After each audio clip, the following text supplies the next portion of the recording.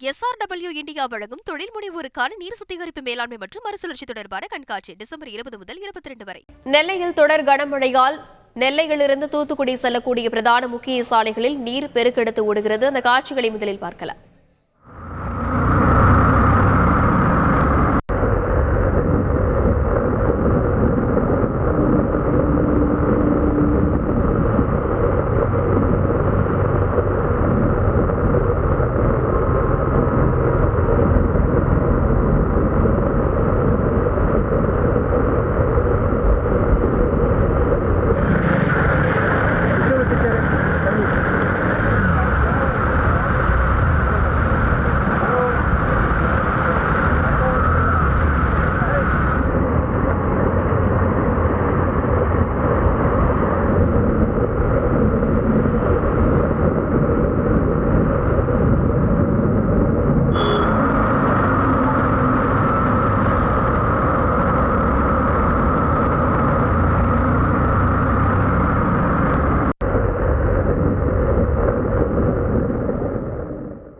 இது பற்றிய மேலும் விவரங்களை செய்தியாளர் மோகன் வழங்கிட கேட்கலாம். வணக்கம் மோகன், எவ்வளவு மணி நேரமாக அங்கு மழை பெய்து வருகிறது? எந்தெந்த சாலைகளில் மழை நீர் தேங்கி நிற்கிறது?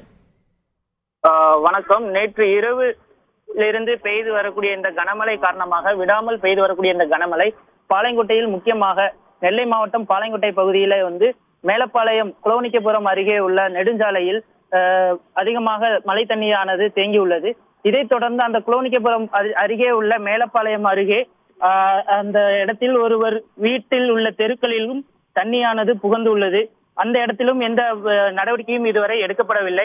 இதைத் தொடர்ந்து வண்ணாரப்பேட்டையில் இருந்து தூத்துக்குடி செல்லக்கூடிய நெடுஞ்சாலை, முக்கியமான பிரதான சாலை, அந்த சாலையிலும் தண்ணியானது, மழை தண்ணியானது போக வழி இல்லாமல் தேங்கி ஆறு போல் தேங்கி ஓடுகிறது. இதனால் அந்த வழியாக செல்லக்கூடிய வாகன ஓட்டிகள் அனைவரும் பெரும் சிரமத்துக்கு ஏற்பட்டுள்ளனர். இதைத் தொடர்ந்து பாளையங்கோட்டை சமாதானபுரம் அருகே உள்ள ஏரியாக்களில் உள்ள அனைத்து தாழ்வான பகுதிகளிலும் மழை தண்ணியானது பெருக்கெடுத்து ஓடுகிறது. இதில் முக்கியமாக சமாதானபுரத்தில் அருகே உள்ள சுமார் ஒரு 30-40 வீடுகளிலும் தண்ணியானது புகுந்துள்ளது. விரிவான விவரங்களுக்கு நன்றி மோகன். SRW இந்தியா வழங்கும் தொழில் முனைவோருக்கான நீர் சுத்திகரிப்பு மேலாண்மை மற்றும் மறுசுழற்சி தொடர்பான கண்காட்சி டிசம்பர் 20 முதல் 22 வரை.